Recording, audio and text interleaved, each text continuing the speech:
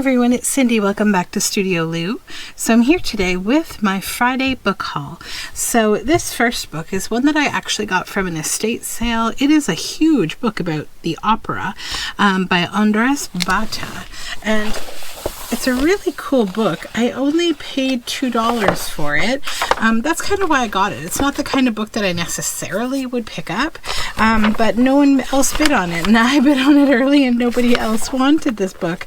So I had no idea what would be inside of it, but I'm really happy I got it now because, first of all, it's interesting. It's a cool book. It talks a lot about all sorts of musicians from very old times, 1700s until present, and it has some really cool images. It's got, vintage style images. It does there's a lot of performance images, a lot of beautiful like bookplate type images, dramatic images, little snippets of music, lots of people,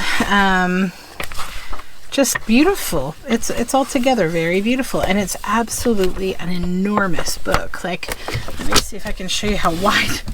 This book is huge. It's very big, which I definitely do not need another giant book, but I don't mind because this one's beautiful. Yeah, it's about 930 pages. So that's book number one.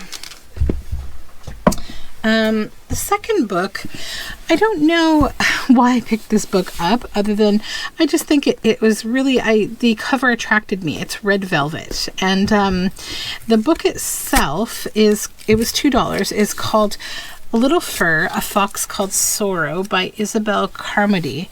And I like this little red-haired girl with these like fawn type ears and this little fox here.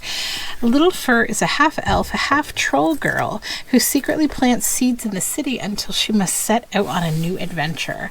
How wonderful does this book sound?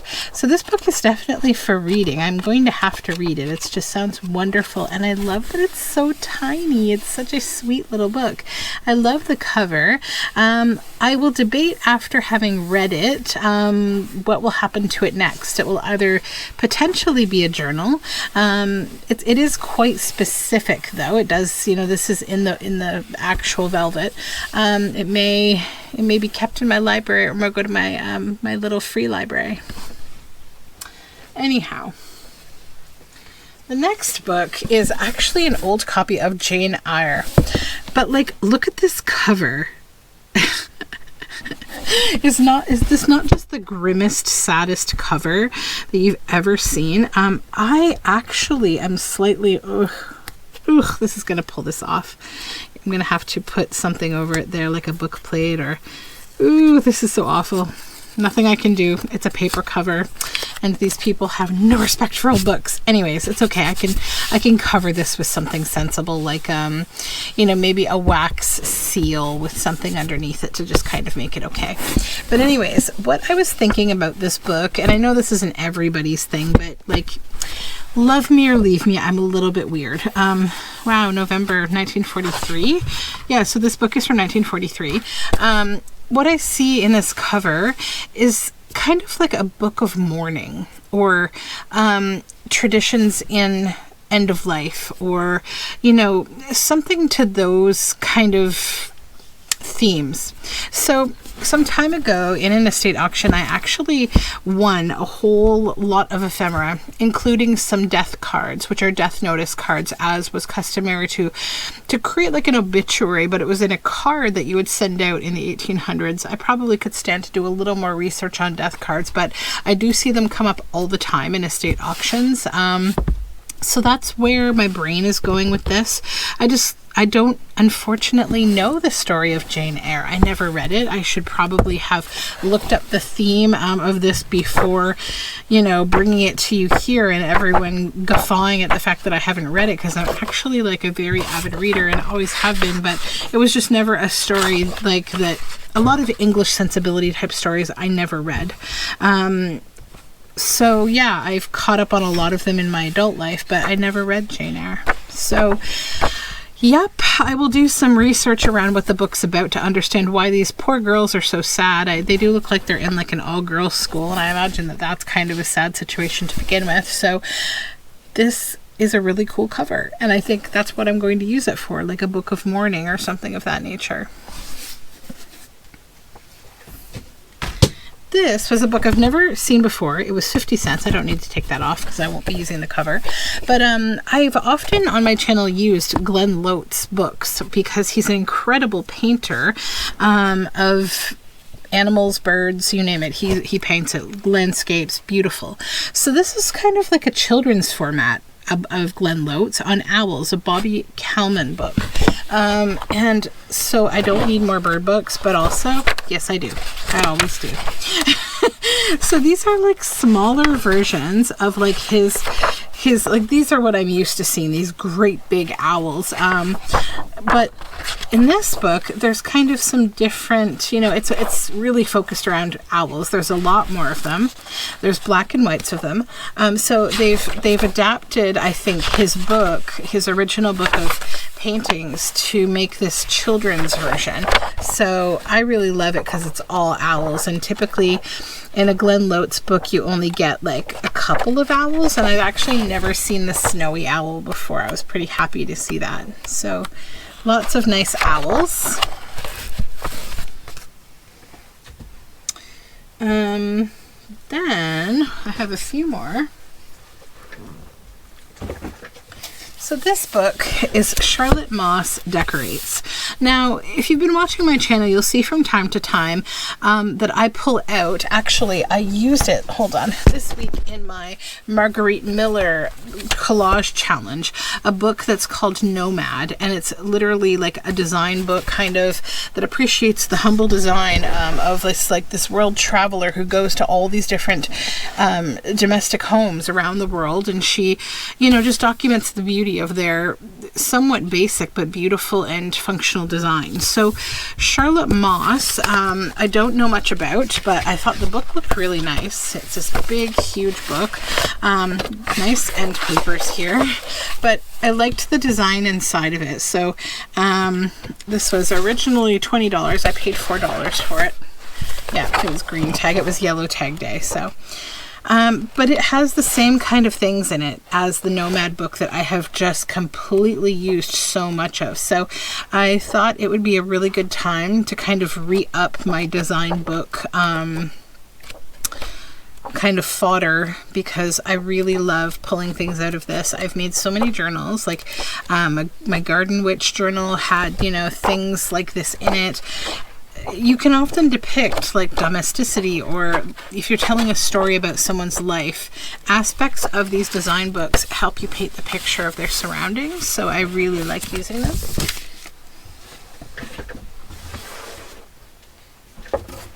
And then I found these. They were a dollar each, and they are these, like, let me get these tags off. They're so annoying and sticky.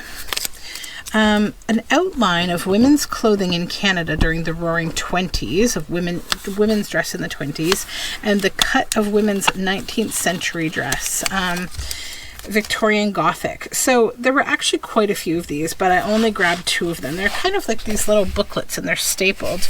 I grabbed the 2 that appealed to me, but they did have more. All the type in them is typewritten. These are entirely typewritten, but there's really nice illustrations in them, and I thought, you know, these are really cute for making paper dolls, and some of this also will be really good for the ephemera that I'm making as part of the Stitchers Haberdashery series. So I've been thinking about these kind of illustrations anyhow. So yeah, there's some really nice, this one has a lot of images in it, like every page has some ladies. Beautiful. So these are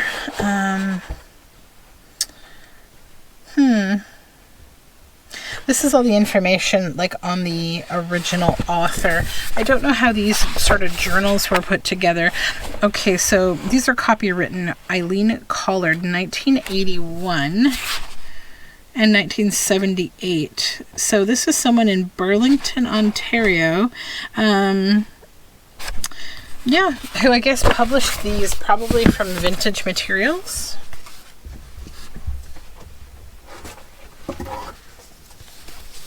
And then I found this book. So they had actually 3 different queens. Like, what I think one was actually Princess Elizabeth's gift book, Queen Mary's gift book, and then this one, I'm usually like used to seeing the typical, like, you know, Queen Victoria. I have a couple of these. This is Queen Alexandra's Christmas book, photographs from my camera. And this one I got, I left the others behind, even though they're completely full of absolutely beautiful bookplate images that you can take out. This one I got because it's actually a scrapbook. So this is, I guess, the Princess Alexandra, or Queen Alexandra, published by the Daily Telegraph, London, 1908. And this is errata. There's some onion skin paper here. And then they're like paper versions, you know, but they look like real photographs in a real scrapbook. There's onion skin paper in between each of the pages. Some of the pages are white, and then the next one will be black, like that vintage scrapbook paper. I love this one of her and her dog. So yeah, there's really great images in this book, and I liked the format of it. It felt so, like, I don't know what these gift books were, but I suspect they were probably books that were produced by the royal families, that you could purchase around the holidays, because they were always called gift books, so probably around the Christmas holiday, you know, and you could give a gift of these books that the royals would release, and people probably bought them and gave them as gifts. But yeah, I like this one just because it's like a bunch of old photographs.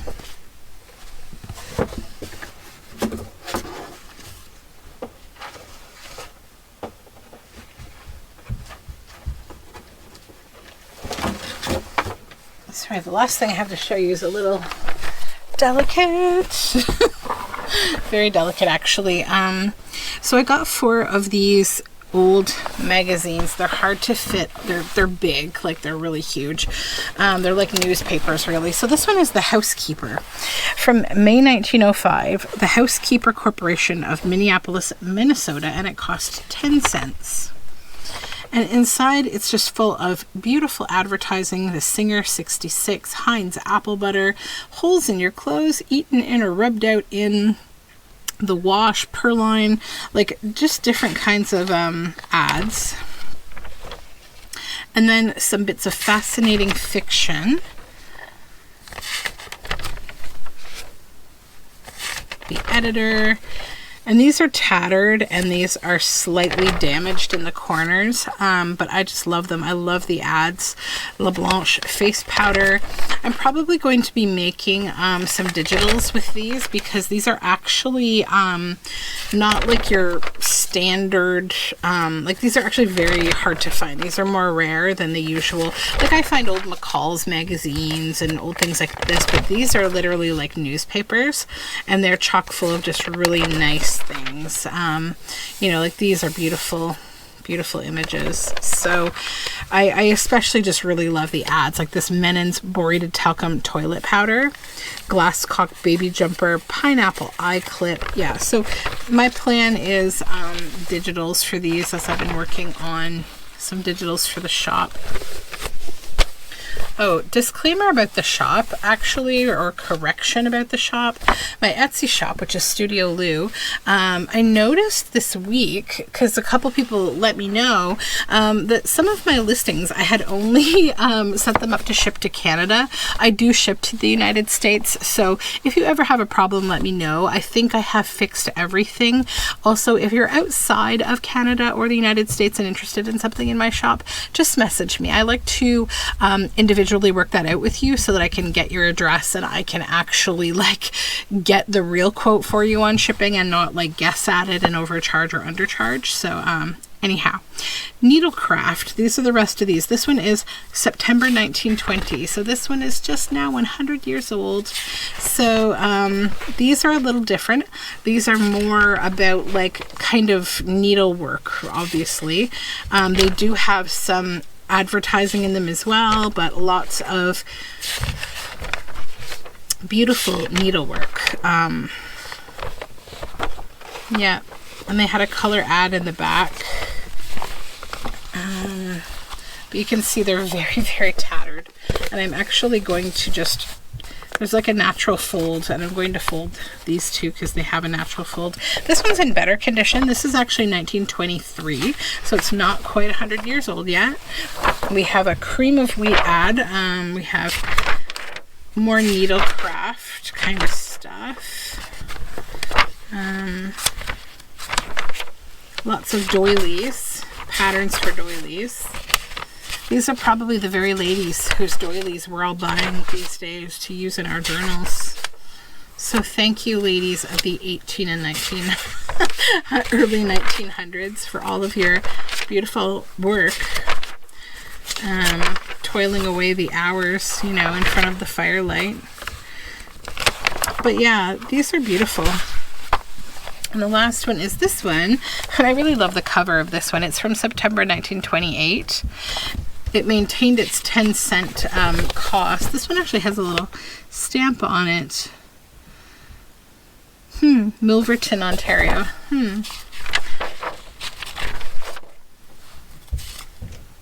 A modern day sampler, more doilies. Nice pictures.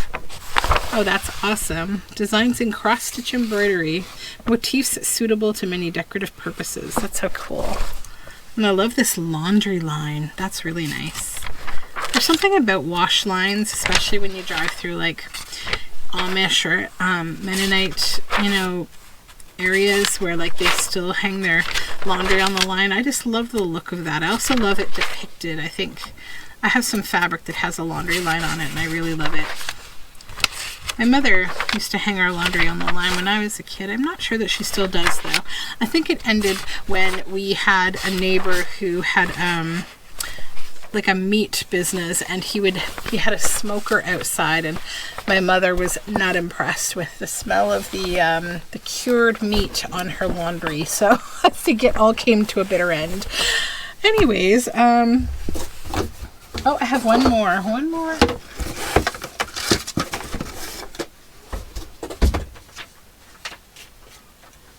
Okay, this little book, this is Odell's Carpenter's and Builder's Guide. I just love the size of it, and I absolutely love the feel of it. And you know, I have this massive book that's a vintage book about like home wood projects, and also inside here there's really great images. So I feel like I want to make a journal with this and use a lot of the pages with this cool, like, yeah.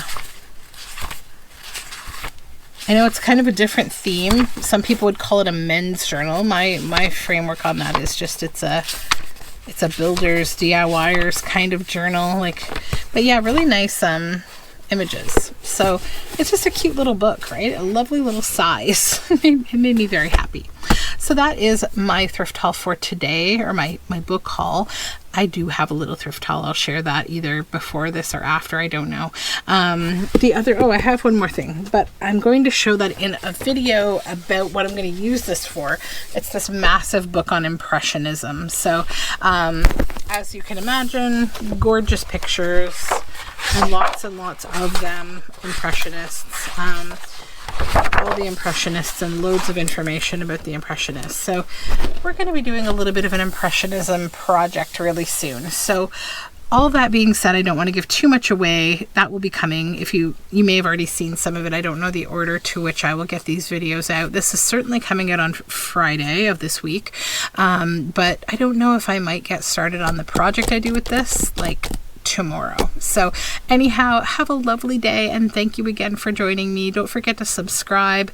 You can find all my social media information down below, including my shop, which now is shipping to the United States correctly, I hope.